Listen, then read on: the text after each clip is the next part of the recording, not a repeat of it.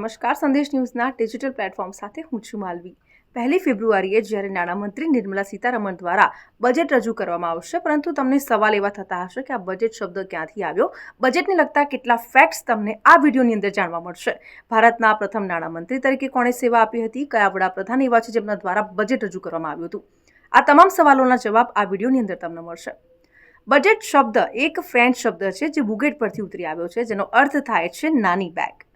1900ના દાયકામાં રજૂ કરવામાં આવ્યું ત્યાં સુધી બજેટમાં ઇન્ફ્રાસ્ટ્રક્ચર શબ્દ જ નહોતો।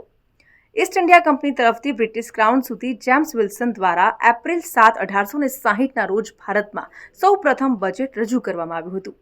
આર.કે. સન્મુખમ ચેટ્ટીએ 26 નવેમ્બર 1947ના રોજ સ્વતંત્ર ભારતનું પ્રથમ બજેટ રજૂ કર્યું હતું।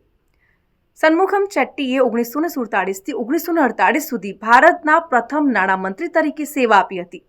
આઝાદી પછી 73 વાર્ષિક બજેટ, 14 વચગાળાના બજેટ અને 4 વિશેષ બજેટ અથવા મિની બજેટ છે, જે જવાહરલાલ નહેરુ, ઇન્દિરા ગાંધી અને રાજીવ ગાંધી જેવા વડાપ્રધાન છે જેમણે બજેટ રજૂ કર્યું હતું।